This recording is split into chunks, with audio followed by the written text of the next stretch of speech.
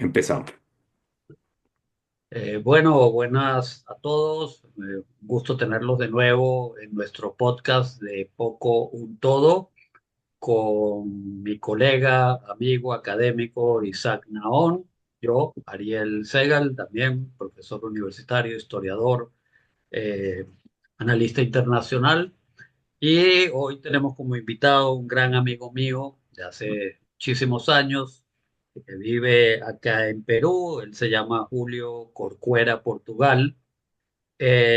Julio, yo lo conocí justamente en el contexto de una clase que yo daba y él como estudiante.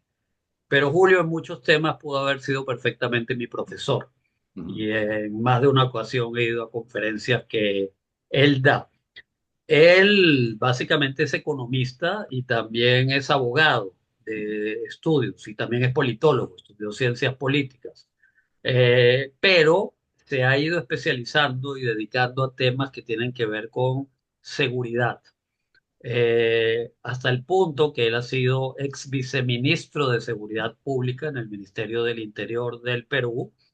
Él ha trabajado como coordinador del Programa Global de Ciberdelito. Ha trabajado para las Naciones Unidas en temas que tienen que ver con criminalidad, con programas para mejorar las condiciones de vida, la cultura en comunidades donde hay alto índice de delincuencia. Julio también, bueno, es profesor, ha enseñado cursos de globalización, ha enseñado conmigo, me acompañó en una época a enseñar curso de análisis internacional. Enseña también para tú me vas a decir, Julio, ¿es la Escuela de Policías del Perú? ¿O cómo Sí, es se la llama? escuela de posgrado de la policía. Escuela de Posgrado de la Policía del Perú. También estudió en Estados Unidos cuestiones de seguridad, o sea, tiene un amplio bagaje, la ONU, ha estado en varios países del mundo. Recuerdo que hace pocos meses estuvo en una conferencia de seguridad internacional en El Cairo, en Egipto. Y tenemos mucho que conversar con él de muchos temas, pero vamos a enfocarnos básicamente en el tema del crimen internacional, que hoy en día es un problema mucho más complejo de lo que era hace 10 años, de lo que era hace 20 años, etcétera. Él acaba de escribir, Julio, un libro sobre la extorsión. Y quiero comenzar por eso. No creo que es que lo estás presentando, pero la Cámara de Comercio del Perú te invitó a hablar un poco de ese libro, que es tu última producción desde el punto de vista académico. ¿Quieres explicarnos un poquito por qué un libro sobre la extorsión, si es solamente para que gente que vive en Perú se familiarice con el tema, o si consideras que América Latina y prácticamente todo el mundo es uno de los temas principales de criminalidad hoy? No, no se te Ariel, escucha. ya, Ajá. Ariel, Isaac, muchas gracias, un gusto saludarlos. Es una muy buena pregunta, vean, el tema de extorsión no es un tema que solamente se circunscribe al Perú. En efecto, yo creo que el problema en el Perú ha llegado con cierta posterioridad. Mis compatriotas peruanos, yo siempre soy muy cuidadoso de decir esto porque puede malinterpretarse. Dentro del contexto de América Latina, Perú es uno de los países menos violentos en términos de tasa de homicidio, en términos de incidencia delictiva. En efecto, caminar por Bogotá es bastante más conflictivo que caminar por Lima, por decir una cosa, ¿no? Ni qué decir comparado con Tegucigalpa o algunas ciudades de América Latina, ¿no? Como Caracas, por ejemplo, ¿no? O Sao Paulo, ¿no? Que es bastante más complejo que Lima. No es ningún consuelo pensar que las ciudades de países vecinos son más violentas que las peruanas, porque el crimen en Perú ha aumentado de un modo importante. Pero Eduardo Moncada, el profesor norteamericano, escribió un libro que escribió hace poco, se llama Resistiendo la extorsión, sería el nombre de la traducción del libro. Eh, Marcelo Berman reescribió en español en el 2021, puedo equivocarme del año, pero en este tiempo, un libro que se llamaba, en inglés se llamó More Money, More Crime. En español lo tradujo como el crecimiento del crimen en América Latina. En toda la región se ha dado un fenómeno particular en toda América Latina, que han sido décadas, 2 décadas de crecimiento económico que han venido con problemas de seguridad. Por eso es que el nombre del libro de Marcelo Berman, el profesor de argentino, lo publicó con Oxford, es bien expresivo. ¿Cómo se explica que more money, more crime? ¿Cómo se supone que contra lo que decía la criminología crítica, a un espacio de mayor crecimiento económico, de mayores recursos, de mayores oportunidades laborales, de inserción al mercado, los factores de riesgo iban a disminuir? América Latina ha caminado en un sentido absolutamente contrario. Son 2 décadas de crecimiento económico, de mejoras macroeconómicas, de estabilidad, 2 décadas de democracia con sus falencias en líneas generales, que han venido acompañadas con dos décadas de crecimiento económico y particularmente en el caso de la extorsión. Si uno ve el trabajo de Moncada, va a encontrar claramente el fenómeno en Colombia. Él se dedica a Colombia, a El Salvador, a Guatemala, a México, pero se puede extender a diferentes lugares. En el Perú, más bien, está llegando un poco tarde, pero es un fenómeno que ha crecido. Naturalmente, hay matices, ¿no? No es lo mismo que las FARC extorsionen un grupo económico, que el Tren de Aragua cree redes de trata y amenace a la estabilidad de algunos países de la región, o la extorsión que tuvieron las maras en El Salvador, o Ahora, las para pandillas. los que no sabemos, que no somos ni criminólogos ni expertos en el tema, ¿en qué consiste la extorsión? ¿Cuál es el crimen? Ya, acá hay temas diversos. La extorsión esencialmente es pedir dinero para una amenaza, por una amenaza, ¿no? Yo te amenazo y tú me entregas dinero. Eh, en el tiempo de la Cosa Nostra siciliana, Diego Gambetta escribió un libro que se llama precisamente el negocio de la seguridad privada, porque a la Cosa Nostra tú le pagabas y ellos te garantizaban que nadie más se metía contigo.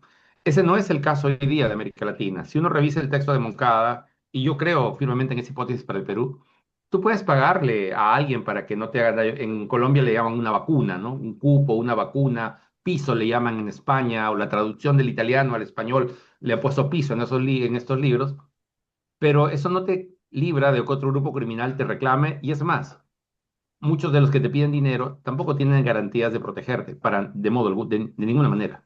Simplemente van a la aventura. Por tanto, es un fenómeno que se da en toda América Latina. Ha habido intentos del Tren de Aragua de hacerlo, pero acá en Estados Unidos mismo, pero acá hay una particularidad.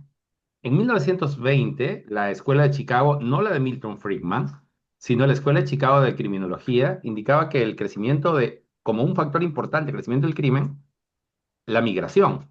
Entonces, todos sabemos por referencia que un representante importante de la ópera en el mundo fue Caruso, y el éxito que tuvo Caruso en Nueva York. Caruso, por ejemplo, era extorsionado por la Mano Negra, que era una división de la presencia siciliana en el mercado neoyorquino. En Chile, concretamente, hubo una gran migración de peruanos, y la organización criminal Los Pulpos del Perú, de Trujillo específicamente, extorsiona especialmente a la comunidad peruana en el sur de Santiago de Chile. Entonces, las víctimas del Tren de Aragua en el Perú eran otros venezolanos. Es decir, la migración genera problemas criminales, pero siempre o hay una correlación entre las personas que migran y el grupo vulnerable de migrantes que transitan alrededor de esto. Como, Solamente para aclarar, porque el tema, tú sabes que los venezolanos somos muy sensibles hoy por ujú, hoy al tema de la migración, ujú, particularmente porque hay una gran comunidad de venezolanos regados por todo el mundo, sí, claro. incluyendo en el Perú. Entonces, podríamos decir que cuando hay estos fenómenos migratorios, por supuesto que llega gente de bien, gente Ujú, que lo que quiere es trabajar, mejorar sus condiciones de vida, pero que es también muy probable que una minoría, digamos, con pretensiones criminales, también entonces llegue a los países y se produce este fenómeno que tú nos has descrito, que esta minoría de delincuentes ataca como víctima principal, por lo menos en el caso de la extorsión, a sus connacionales, como lo vemos en el caso de la mafia en Estados Unidos y de Caruso, o en Chile, o incluso del Tren de Aragua. Solamente para hacer esa aclaratoria, no es que la migración de por sí sea el fenómeno, sino que la migración obviamente trae a grupos también que son indeseables. Hay Sí, una pero variable ahí Julio, que debemos sumar a esa variable. Permítame solo haría para precisar, es que tiene que ver con cuál es el elemento que genera la ruptura en el gubernamental. Lo que quiero decir es, cuando hay una ruptura, que es lo que ha pasado con el sistema político social venezolano o el que tuvo la Unión de Repúblicas Socialistas Soviéticas, esto tiene un acento adicional, que es que la población en general entra en un estado de vulnerabilidad enorme. Por eso es que ante esa vulnerabilidad y la necesidad de personas que en situación de vulnerabilidad, con dificultades, quieren encontrar una salida, esta hace que estas personas sean un objetivo más fácil y, reitero, vulnerable para los actores criminales. No es que sean especialmente más violentos o malos que otros, sino que encuentran a sus connacionales, en Perú diríamos mal parados, como decir, debilitados y vulnerables para ser víctimas de esto. Esa es la razón, ¿no? ok. Que el fondo de este tema. Pero Ariel, en el no. caso del Tren de Aragua, que está tan vigente, ¿no?, en toda América Latina, en Estados Unidos, ¿no? Trump lo ha declarado un grupo terrorista, ya trasciende el tema de los venezolanos, ¿correcto? En el caso del Perú, en el caso de otros países de América Latina, ya son grupos que compiten con otras organizaciones Ah, no, claro. criminales por acaparar el mercado del crimen, entre comillas, y también con el tema del chantaje, ¿es correcto? Ujú. Sí, lo que pasa es que eh, cuando hablamos de organizaciones de ese tipo, de esas dimensiones, nosotros hablamos, Ariel, de corporaciones del crimen. ¿Qué cosa quiero decir? No es que tú puedes decir Comando Bermelo, por citar una cosa, o Jalisco Nueva Generación, o la familia michoacana. No es que este grupo criminal se dedica a esa cosa, no. El objetivo del grupo criminal es tener utilidades. Entonces, son corporaciones del crimen porque tienen trata de personas, es decir, tráfico de migrantes, chicas vulnerables, personas que son chantajeadas, extorsionadas y vendidas al mercado. Vacuna le llaman al hecho de que mensualmente paguen por esto. Tienen, además del tráfico de migrantes, tráfico ilícito de drogas. Tienen, pues, tráfico de armas, sicariato. O sea, es un conjunto de actividades criminales como si fuera una corporación que tiene diversos tipos de servicios.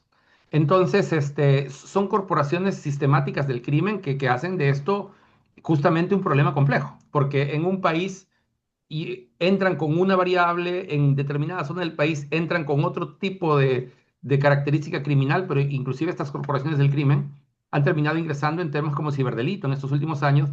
Pero hay algo que yo quisiera dejar claro, que es un tema que tiene que ver con el fin y no con el medio. Ellos quieren dinero y el medio es ilícito. Y no les importa si tienen que sembrar o tienen que producir derivados cocaínicos para obtenerlo, está bien, en la lógica de ellos. Si ellos tienen que para eso secuestrar personas y cortarle la oreja, en su lógica es el medio que tienen que hacer. Y algo inusual en Michoacán, por ejemplo, creció el negocio de las paltas.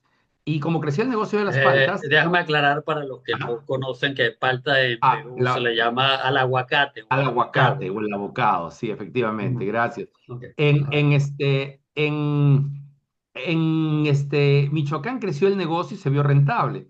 Lo que pasó es que algunas células de la familia michoacana empezó a sangre y fuego a acercarse a los empresarios dedicados al aguacate, a obligar que les vendan sus tierras y sus sembríos de aguacate y apoderarse de ese negocio no a través de las reglas del mercado, sino a apoderarse de este negocio literalmente a sangre y fuego.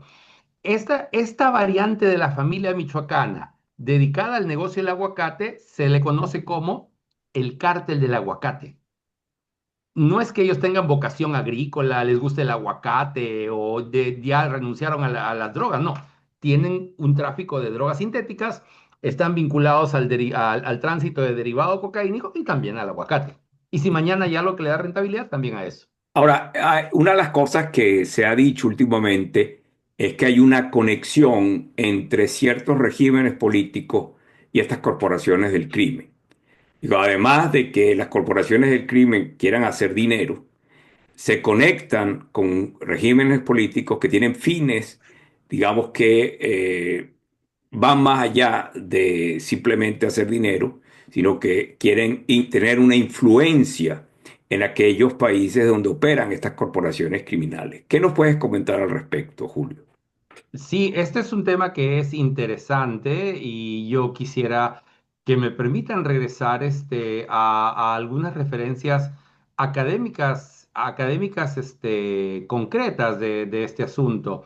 En este libro, El tren de Aragua, de Rona Rísquez, que es justamente compatriota venezolana, ella insinúa claramente, no insinúa, dice claramente que desde la cárcel de Tocorón, los actores, los pranes, que serían como los líderes de estos grupos, que tienen vínculos con el gobierno y que se les permite salir a hacer amenazas de tipo político, es decir, amenazar a rivales políticos, cumplen la función que el gobierno les permite, según escribe Rona Rísquez, y luego regresan a la cárcel a seguir cumpliendo su condena, como quien sale y regresa, como quien sale a hacer una actividad y regresa. Uno podría estar a favor o en contra de lo que dice Rona Rísquez y podría pensar, porque no muestra evidencia concreta, digamos, tangible de esto, pero permítame citar a un venezolano destacado, una persona además muy inteligente y muy bien informada, a Moisés Naím, por ejemplo. Él en sus programas, en sus reportajes, en esta serie El Comandante, en la cual él participó de productor, él claramente le da un rol a los colectivos venezolanos, grupos de organización social y la relación que tienen con los actores criminales que el régimen usa para reprimir o usaba para reprimir manifestaciones legítimas de la población. Esto respecto a estas dos cosas, pero yo quiero plantear esto en una perspectiva más amplia, porque esto no es un invento o una acusación concreta. Hay dos fenómenos que quiero ilustrar en función a la versión de una criminología más amplia. ¿Dónde podríamos encontrar una primera versión de esto, por ejemplo, de las muchas posibilidades? En la posguerra, después de la Segunda Guerra Mundial, bueno, Ariel, esto de pronto tú también, Isaac, tienes mayor información de esto que yo. Entiendo que a partir del tema el tema de presos judíos, empieza a haber una lista y una transición de las cárceles de la Unión de Repúblicas Socialistas Soviéticas que eran abrumadas y maltratadas por un régimen tan duro como el de Joseph Stalin, y algunos son enviados de intercambio, acusados de haber sido presos políticos y salen de las cárceles y son enviados a Estados Unidos, exactamente a Brighton Beach. Son enviados para allá, son enviados porque tenían cierto encarcelamiento político en la Unión de Repúblicas Soviéticas y se envió una lista. La acusación que hacen muchos norteamericanos, el FBI norteamericano, es que dentro de ese bloque entraron personas como alias Tarzán, que no eran ni judíos propiamente, ni tampoco eran ciudadanos de bien, sino que eran actores criminales que eran sacados de la cárcel con ánimo de tener un vínculo con el régimen soviético y servirles de enlace entre inteligencia y dañar a la comunidad judía que había llegado y a la comunidad en New York. Esto en lo que se conoce como la pequeña Odessa neoyorquina.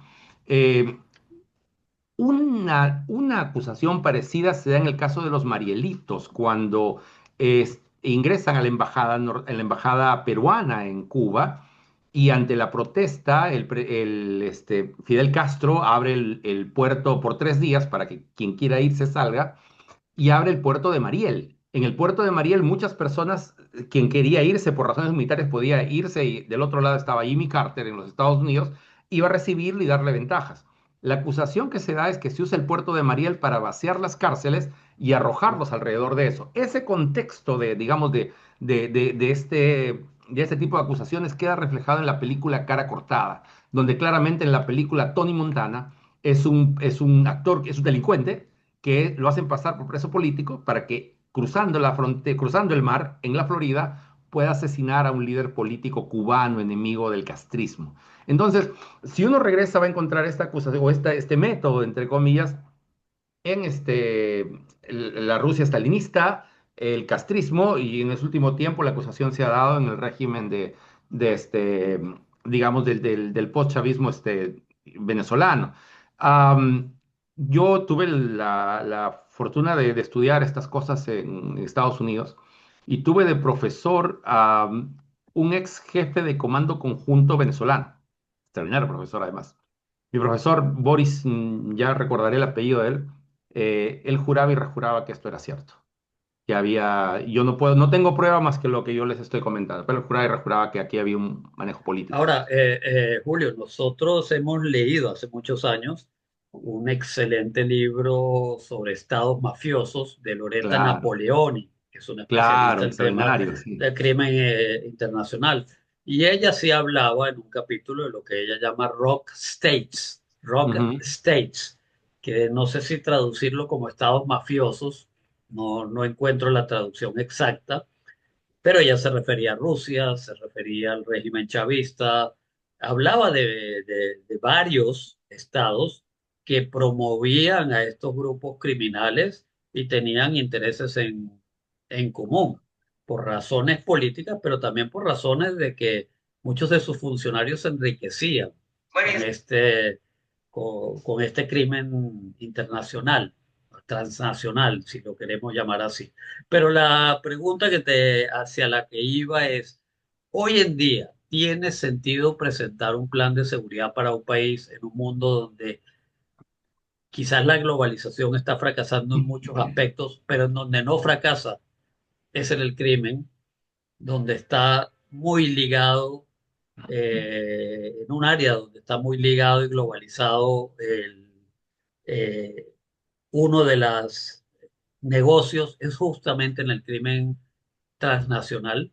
Tú puedes en Perú enfrentar el tema de las extorsiones, el tema de los asesinatos, el tema de la trata de personas, sin ponerte de acuerdo con Bolivia, con Colombia, con Ecuador, etcétera, o es imposible.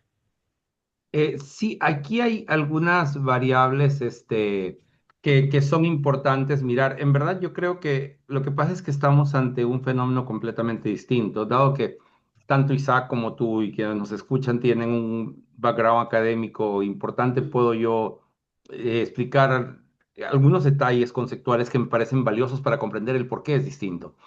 En América Latina entera, antes, el asalto, los actores criminales, los delincuentes que tenían armas eran menos. No era fácil acceder a un arma.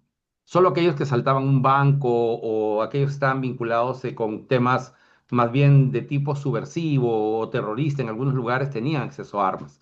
No había armas. No existían el número de armas que existían, que existen ahora. Cuando cae el muro de Berlín, se dan dos fenómenos. Con la caída de la Unión de Repúblicas Socialistas Soviéticas, muchos, muchos, digamos, Lords of War, sí, son gente que compraba sí, armas, que pero para que compren tiene que haber una lógica de oferta y demanda. ¿Y qué cosa quiero decir con exacto. que tiene que haber una lógica de oferta y demanda? Tiene que haber señores de la guerra, Boko Haram, etcétera, que quieran comprar, pero tiene que haber dónde vender. Entonces, cuando se declara en quiebra el Estado soviético, así como pasó en el Perú y en América Latina, que hubieron propuestas, digamos, de terapias de choque económicas, de reducción de recursos, de dinero, etcétera, pasó en la Unión de Repúblicas Socialistas Soviéticas. Yeltsin en un momento declara que no va a haber recursos, va a ser limitado, va a haber crisis. Yo soy un coronel de la Armada Soviética, soy un general que no tengo dinero porque hay una crisis colectiva, pero detrás de mí hay un arsenal de miles de millones de dólares. La corrupción y la crisis llevó a que ese arsenal cayera en las manos del terrorismo internacional, en las manos de actores criminales y pos la caída del muro de Berlín, la AK-47 o el fusil Kalashnikov terminó convertido en un producto de la globalización. Si uno ve videos de Boko Haram, es AK-47, si lo ve en México, en cualquier cartel, desde el cártel de Sinaloa, el Jalisco Nueva Generación o Michoacán, es esta, ahí le dicen el cuerno de chivo, es la misma arma. Si uno piensa en la venta de armas que hizo Vladimiro Montesinos a las FARC desde el Perú, fue justamente AK-47 y es como un producto globalizado, pero del crimen. Entonces, pero además de eso, las empresas que producían armas, antes de la caída del muro de Berlín, producían armas para posible, este posible escenario de guerra mundial. Cuando acaba la Guerra Fría, y la posibilidad de esa guerra se reduce, hay un cambio en la industria armamentística. Se empieza a producir menos armas de largo alcance y de guerra y se empieza a producir más arma ligera y más arma de puño. Y aparece alguna versión ya no de la ametralladora, sino de las mini ametralladoras, como la mini Uzi, por ejemplo. Hoy día hay ladrones en toda América Latina que asaltan con estas mini UCIs que permiten una ráfaga de fuego más alta, aún más práctico, pero es más fácil de portar que una K-47, por ejemplo. Esas adaptaciones han venido por un cambio perverso en el mercado. Entonces, antes, cuando un ladrón criminal quería, alguien quería, un actor criminal quería reducirte, tenía que medir cuánto mide Isaac, cuánto pesa Isaac, cuánto mide Ariel o cuánto mide Julio para poder ahorcarlo, cogotearlo, presionarlo. Tiene que hacer eso. Hoy, cualquier chiquillo con un arma es peligroso. Entonces, eso Ahora, entonces, ante esa apertura de un mercado mundial de armas, ante lo que tú nos decías, el incremento incluso de el armas de puño, cibercrimen, claro. del cibercrimen, y a eso hay que agregarle ahora a las criptomonedas que permiten Ujú. hacer transacciones financieras de una forma bastante opaca.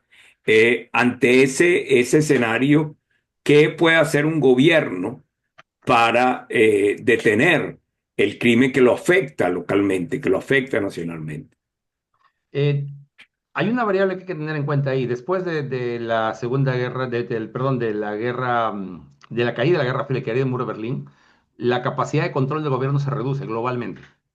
Ya hay muchas cosas que antes de eso el Estado tenía capacidades de hacer, pero ha tenido, para usar los términos de Zaffaroni, que yo no comparto, pero él usa esos términos que me parecen claros, que es el poder punitivo del Estado se ha reducido. Hoy día el Estado tiene menos, y Naín lo dice de otra forma. A mí me encanta Moisés Naín por lo claro que es. Él habla de el fin del poder. Entonces, Ah, tenemos claro. un crimen más sofisticado, tenemos un crimen, una posibilidad de que haya más armas, de que escondan más el dinero a través de la criptomoneda, todas las variables, y tenemos poderes cada vez más débiles. Un Estado menos fuerte, una policía menos fuerte, todo institucionalmente el poder se ha reducido. Lo que pasa es que hoy tenemos más amenazas con menos capacidad de actuar. ¿Qué puede hacer el Estado en términos nacionales soberanos si el crimen es cada vez más transnacional? O Guy Albanés, que es uno de los autores más importantes en el mundo en crimen transnacional organizado, y yo tuve el honor de coordinar cosas con él cuando trabajaba en Naciones Unidas y digamos, mi background académico está muy permeado de las cosas que él ha escrito. Jay dice en algunos de sus libros que así como el siglo XX fue el siglo de las pandillas y el crimen callejero, el siglo XXI está caracterizado por el crimen transnacional organizado. Para responder a tu pregunta, Isaac, el crimen también se ha globalizado. Y así como el comercio se ha globalizado y tendido redes, el crimen también se ha globalizado y ha tendido redes. Pero acá hay una variable adicional. Los sistemas de justicia no han tendido redes como eso, ni se han adaptado a esa flexibilidad. Ahora, vemos el caso de El Salvador, eh, que, digamos, genera mucho debate, porque un presidente como Bukele decide poner mano dura y atacar a las maras. Ujú. Crea una mega prisión, eh, pone presos no sé, a miles de miembros de las maras, y se le acusa de no respetar los derechos humanos, de incluso convertir eso en un negocio, convertir su famosa cárcel en El Salvador ahora en un negocio donde además el gobierno de Estados Unidos deporta gente que terminan en las cárceles de Bukele. ¿Es la política de mano dura al estilo Bukele una solución para este problema? Y yo lo que creo es que la política de acción, como se ha planteado actualmente en América Latina y como se ha pensado, está pensada para 3, 4 décadas anteriores, cuyo contexto es absolutamente distinto. Absolutamente distinto. Ahora, sé que el debate por la cuestión, digamos, por lo impactante y a la eliminación de noticias, se concentra en Bukele como una figura importante, pero yo quiero citar a los países nórdicos, que mucha gente de la izquierda peruana lo plantea como el ideal, ¿no? Como el lugar a seguir y demás. Si uno mira lo que dice, por ejemplo, el primer ministro sueco Ulf Kristersson o la primer ministro de Dinamarca, pidiendo lo que en América Latina dirían mano dura, bajar la edad de punición de los menores, leyes antimigrantes, por ejemplo, leyes más duras, mayor restricción y capacidad policial, mayor discrecionalidad de los prosecutors, de los fiscales o quienes persigan al delito, se parece mucho. Lo que trato de decir es, si uno ve, Isaac, si tú googleas o cualquier persona que nos escuche googlea crimen organizado Suecia, va a haber noticias 2025, 2021, 2025, 2024, de cómo ha habido un crecimiento de sicariato, homicidios, drogas, en países que muchos actores de la izquierda de América Latina consideraban como, digamos, casi como un paraíso, ¿no? Eso es un indicador de que algo pasa en el mundo, de que algo está ocurriendo en el mundo, de que hay circunstancias que vienen cambiando.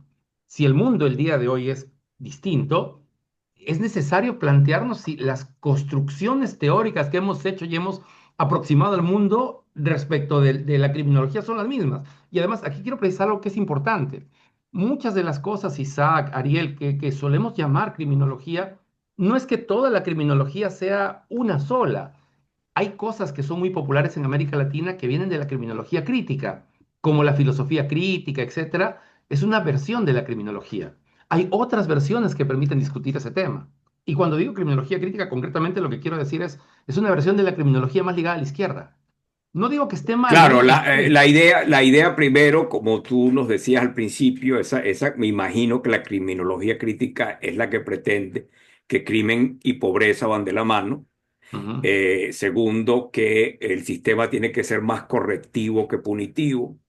Y la idea de que en la medida en que las desigualdades sociales se vayan cerrando, las brechas entre clases, entre sectores sociales, pues habrá una reducción del crimen. Esas eran las premisas que yo creo Las más seguir, populares. las más populares, pero Ujú. pareciera, por lo que nos cuenta, que la evidencia nos dice que no, que necesariamente pobreza y crimen no van siempre de la mano, que más bien cuando aumentan los ingresos, cuando aumenta la riqueza, hay un incentivo para que el criminal salga a buscar ese dinero. Sí. Y acá hay una variable que hay que diferenciar. Ariel, por favor, adelante, adelante. Sí, no, no, yo quería un poquito también para desbuquelizar el debate. Recordemos Fujimori y su victoria sobre el terrorismo. También requirió tomar ciertas medidas autoritarias sin transformar a Perú en una dictadura del cono sur o algunas de las dictaduras, bueno, la venezolana de hoy, ni la nicaragüense de hoy, ni nada por el estilo. Bueno, Ariel, Eh, hay gente en Perú que te va a criticar por eso, porque hay gente que piensa que Fujimori cometió crímenes parecidos a lo de la dictadura de Pinochet o de los militares en Argentina. Bueno, yo entraría en un debate simplemente con estadísticas y números, de que no se puede comparar la cantidad de personas que murieron durante la época de la lucha contra Sendero Luminoso versus la gente que murió por la dictadura de Pinochet. Pero más allá de ese debate, pensemos en Álvaro Uribe, que fue más light, mucho más light que un Fujimori, pero tuvo que ser algo más autoritario que sus antecesores para poder vencer o relativamente vencer, dejar el camino por lo menos a la guerrilla en Colombia. Ahora tenemos a Bukele, entonces tenemos que irremediablemente llegar a la conclusión de que dadas las condiciones de lo que es el mundo de hoy para luchar contra estos grupos, para luchar contra la criminalidad y para buscar estabilidad, hay que sacrificar algunos aspectos de la democracia. Mm. O tal vez ni siquiera hablando en América Latina, ni siquiera planteo, hay, quiero decir, entre lo que se dice y donde estamos hay varios pasos. Quiero plantear algunas cosas puntuales, por ejemplo. Ni siquiera a veces cambiar las reglas de la democracia como la conocemos, ni siquiera eso. Voy a poner un ejemplo concreto. Eh, Nosotros invitamos desde Naciones Unidas al fiscal mafia, uno de los fiscales antimafia más importantes de Italia, al Perú, y tuvimos una reunión en ese momento con el viceministro de Orden Interno peruano. El viceministro de Orden Interno además había sido director general de crimen organizado. Nos reunimos y discutimos este asunto y él le preguntaba a su par italiano cómo hacían para investigar a las organizaciones de crimen organizado italiano. Su par italiano le decía, por ejemplo, que los carabineros italianos hacían esto o las unidades de investigación directamente a discreción arrojándoles malware, atacándolos con malware para infectar y mirar sus... O sea, directamente, y tienen que pedirle permiso a alguien, no, simplemente lo hacen. En muchos países de América Latina eso es imposible. El solo decirlo sería visto como algo terrible. Oh, ¿cómo? ¿Y cómo ocurrió? ¿Cómo a discreción? Me dejo entender. Entonces, yo acabo de Isaac, estuve en Egipto, Sabariel, hace unos meses en un curso. Y hay una cosa que me sorprendió. En toda América Latina ocurre esto. Hay una casa, hay un lugar que todos saben que ahí venden narcóticos, que ahí venden drogas. Y además es a veces segunda generación que venden. Todos saben que ocurre. Todos saben, pero nadie interviene. Cuando la policía ingresa y pesa la cantidad de droga que venden, no hace el peso necesario y pues queda impune. Pero ahí está generación tras generación. Entonces yo le preguntaba a un juez penal egipcio, ¿y cómo hacen para condenar esos casos? Y me dijo algo que es puro sentido común, pero que es obvio. Todos los vecinos acusan, o los vecinos acusan de que se vende droga. Vemos gente que entra y sale, que ha comprado drogas. Todos conocen que esto es así. ¿Qué más pruebas se necesita? O sea, ¿Y por qué necesitamos en solo una América, avalancha, y por qué en América Latina tienes que hacer un peso específico porque para la que ley lo... indica que tiene que haber un peso determinado. Entonces, si yo sé que el peso es 10 gramos, yo vendo, pero tengo digamos, guardado 8 gramos, por ejemplo, por citar una cosa. Ah, como no tiene el peso, tú lo liberas, porque digo que es para mi consumo.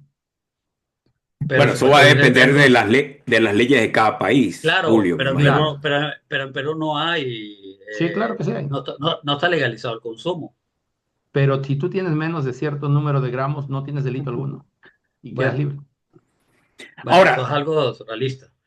Es ilógico, ¿no es cierto? Sí, Pero es eso pasa. surrealista. Es surrealista, pero nosotros somos los padres del realismo mágico, ¿no? Y eso no es solo por la literatura, es porque la realidad es nuestra, es así. Entonces, si todos sabemos que es así, si a todos le queda claro, ¿qué más prueba tiene de eso? hay una relación entre ese crimen transnacional y el terrorismo internacional. O sea, se ha establecido que hay un vínculo entre la forma en la que se financia el terrorismo y a partir de la actividad criminal. La realidad es bastante porosa, ¿no? Y en los últimos años las ciencias naturales han tenido cruces, ¿no? Importantes en la bioquímica, la físico-química. Ha habido una serie de cruces interesantes. En el crimen es igual, por ejemplo, cuando Isaac, tú hablas de crimen, aquí hay que precisar que crimen es una palabra muy grande, porque las razones, los motivos y los impulsos de un agresor sexual de menores no son los mismos de un extorsionador. Entonces, por eso, por ejemplo, la teoría crítica servía para explicar cómo la desigualdad hace que una persona se meta a delitos patrimoniales. Podría servir para eso, y acaso yo tengo mis dudas, pero no sirve de ninguna manera para siquiera aproximarnos por qué una persona de clase media o media alta que vive en un país desarrollado, que tiene su vida económica desarrollada, busca agredir a un niño. Porque tú en el crimen puedes decir, bueno, la socialización del lugar violento, pero en esto no. Es una cosa que, por ejemplo, no puedo explicar para explicar, el crimen es tan variado que las teorías no siempre van a coincidir para explicar todo este fenómeno, en primer término. Ahora, el crimen puede combinarse en ciertas cosas. Por ejemplo, en el Perú hay un caso muy famoso, justo el otro día hablábamos con Ariel por teléfono de esto, donde una persona enviada para hacer actividades terroristas, acusada de tener un acto terrorista, llega al Perú para cumplir una acción terrorista, pero en el Perú contrata a vulgares delincuentes para que le ayuden en la acción terrorista, pero él los contrata para sicariatos. Cuando lo detiene la policía y le reclama y le dice, además el delincuente es seguro de que como no ha disparado, como solo ha recibido, no hay nada, me van a dejar libre. O sea, con una convicción, algunos Isaac son, pero tan sinvergüenzas que dicen, sí, yo lo iba a matar, pero yo ni siquiera cogí el arma, así que me tiene que dejar libre. ¿No? Entonces, yo he visto en primera persona personas, ciudadanos que en Estados Unidos ni siquiera se atreverían a cruzar la línea, ese mismo ciudadano norteamericano que no violaría la norma ya lo hace en América Latina porque sabe que aquí no van a tener ese nivel de determinación o de castigo. Cuando le dicen no, en este caso del terrorista internacional, no, tú no estás aquí por sicariato, si no estás por terrorismo, cambia de cara, cambia de color y se sorprende. El mismo actor criminal estaba, entre comillas, recibiendo un encargo para matar a alguien, pero él no sabía que él era un agente que estaba haciendo ese encargo porque detrás de eso había una organización criminal. Decía que los espacios son porosos porque intervienen alrededor de eso. Otra vez, el tema es un tema de móviles. Y quiero aprovechar aquí para hablar de un fenómeno de un país que yo quiero mucho como el colombiano. La primera vez que se me encargó a mí alguna pequeña tarea fuera del Perú, se me encargó en Colombia y yo hice amigos, tengo mucha serie de gente valiosa, yo tengo un gran concepto del pueblo colombiano. Eso no quita lamentablemente de que hay una minoría que efectivamente no necesariamente representen la bondad, la alegría y la generosidad de este pueblo. Pero concretamente, cuando hablaban algunas personas como Vargas Llosa, que el problema de las drogas es legalizarlo y se acaba, yo no creo eso. ¿Por qué? Porque las personas que se dedican al tráfico ilícito de drogas no lo hacen por la droga, lo hacen por el dinero. ¿Se entiende? Entonces, ¿qué quiero decir? ¿Qué pasa con el caso de las FARC? Se le da la amnistía y muchas personas que estuvieron en la FARC no quisieron aceptar la amnistía. ¿Por qué? Porque van a regresar a hacer que entonces algunos se acogieron a la amnistía, otros dejaron las FARC y terminaron militando en las BACRIM. ¿Qué son Terminaron las en estas que BACRIM? bandas son las criminales. BACRIM. Las BACRIM son las bandas criminales que se aparecieron. Porque, a ver, yo estuve en el monte toda mi vida, manejando armamento de guerra, con entrenamiento de estrategia. Entonces, me dices que deje las armas y vaya a cambiar la vida. Algunos no aceptaron. Y como ya no había en su zona Fuerzas Armadas Revolucionarias Colombianas, bueno, ellos crearon sus bandas criminales, que en Colombia son conocidas como las BACRIM. Y junto a ese proceso de amnistía, aparecieron un montón de bandas criminales. Porque otra vez, no es un tema de producto, de medio, es un tema de búsqueda de fines y resultados. Ya, Ahora, vamos a hablar de un aspecto que probablemente la gente no relaciona necesariamente con el mundo criminal, que es el mundo, digamos, de las redes. ujú, No solamente del cibercrimen, sino este mundo interconectado a través de todas estas tecnologías que nos permiten, como hoy, hacer este programa contigo, que nos permite comunicarnos de manera muy fácil. ¿Cómo ese mundo de las redes, no, y no solamente quisiera hablar ya del cibercrimen, sino del mundo de las redes, cómo el mundo de las redes contribuye a este crimen transnacional? sí, claro que sí. El crimen no es ajeno a los cambios sociales y nosotros tenemos la suerte, Isaac, de tú estás en Estados Unidos probablemente, ¿no? En Canadá, en Canadá. En Canadá. Nosotros tenemos la suerte de estar al otro lado del mundo y estar conectados. Los criminales no hacen cosas distintas, están en la misma dinámica. Voy a poner algunos ejemplos. Eh, la tecnología ha cambiado también las variables de desarrollo del crimen. Un actor criminal que necesitaba de capacidad y fuerza física para asaltar o cometer un ilícito, cuando llegaba a los 40, 45 años, perdía vitalidad, perdía velocidad, perdía temple, el físico cambiaba y, por ejemplo, dejaba de asaltar bancos o dejaba de tirarse a casas para asaltar porque el físico había cambiado y porque además ya no estaba dispuesto a correr el riesgo, ya era padre, ya tenía familia. Pero cuando aparecen los celulares y detienen a estas personas y las empiezan a recluir, la jerga es plantarse, dejarse, retirarse, por hablar de jerga criminal. Muchas de estas personas lo que terminaron haciendo fue delegando. Es decir, están en la cárcel, pero a través del celular pueden seguir manejando su negocio tal cual una persona como un director de alguna zona lo empieza a manejar y dar órdenes.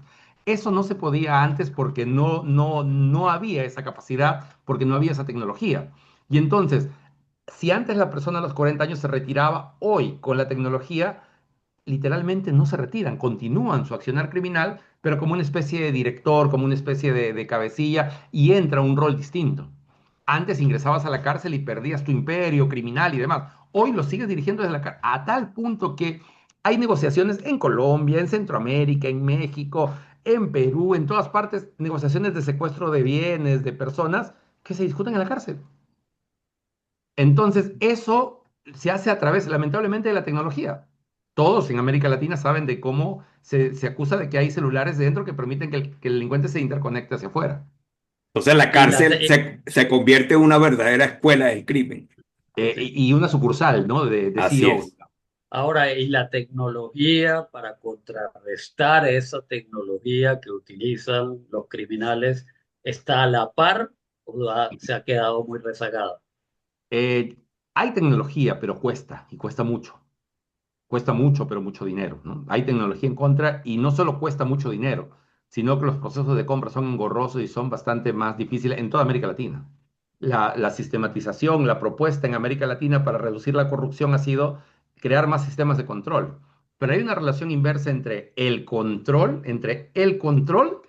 y la velocidad de hacer las cosas. A más control, la velocidad de la administración es menor.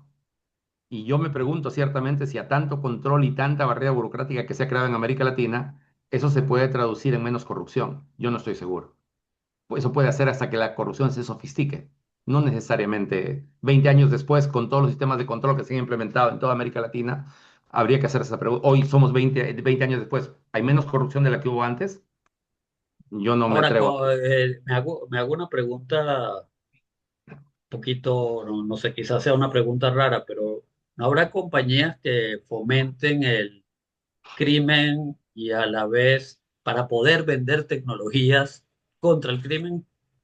Yo no, es difícil decir eso porque habría que ser una, pero yo creo que no sería necesario porque de por sí el crimen ya busca como, por ejemplo, voy a poner algún ejemplo, ¿no? Este espacio está el penal, un penal X, y las empresas ponen, eso es universal, bloqueadores de señal alrededor de los penales. Al bloquear la señal, entonces se corta la llamada. Pero, y esto en diferentes países de América Latina se ha visto que hay actores criminales que compran antenas privadas, las instalan para fortalecer la señal de dentro de la cárcel hacia afuera, para poder rescatar la señal. Entonces, lo que trato de decir es, el crimen también se sofistica, también evoluciona alrededor de eso. Entonces, hay herramientas que se vienen usando, o a veces en el Perú hubo una denuncia de la empresa que Prison Tech, que era la empresa que da la seguridad, que usaba los mismos teléfonos de la cárcel para tener teleconferencias para planificar crímenes. ¿No? Ya. Entonces, esto, Eh, digamos, es lamentable. sí, Julio, para cerrar, me contaste justamente esta semana que abriste tu propia empresa. Solamente Ah, sí, puedes sí. 2, 3 minutos contarnos qué significa que abriste tu empresa.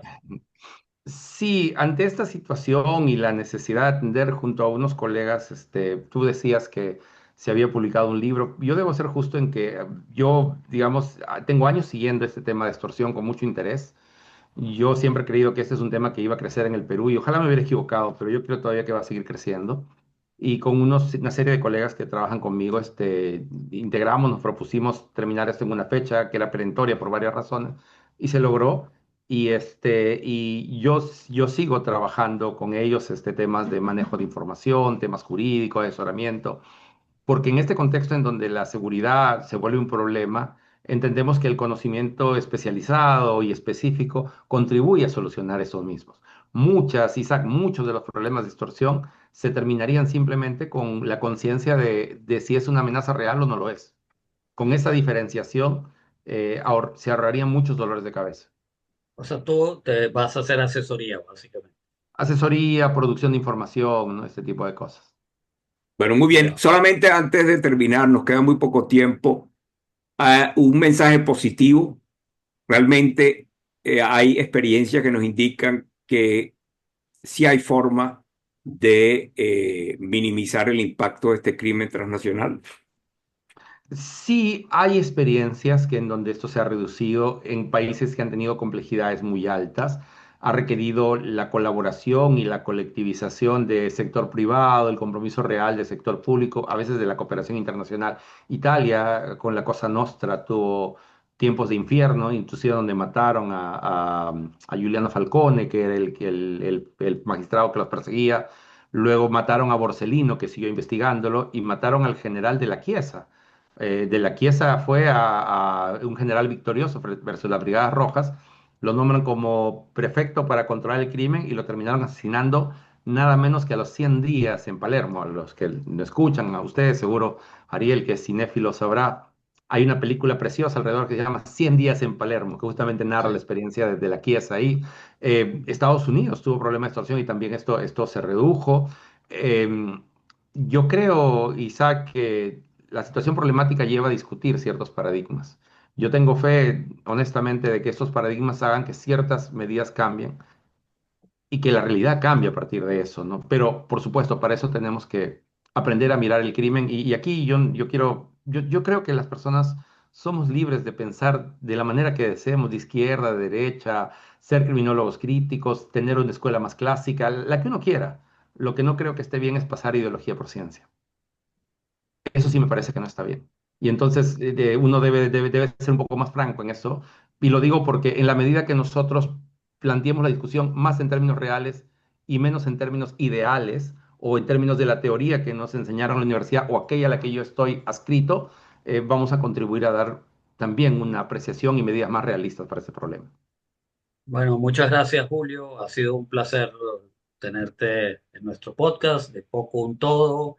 Sí, muchísimas gracias. Hemos, Muy esclarecedora tu sí, presentación, de verdad que sí. Sus hemos aprendido órdenes. mucho y bueno, te felicitamos y también por ese optimismo, ¿no? A pesar de un tema tan complejo.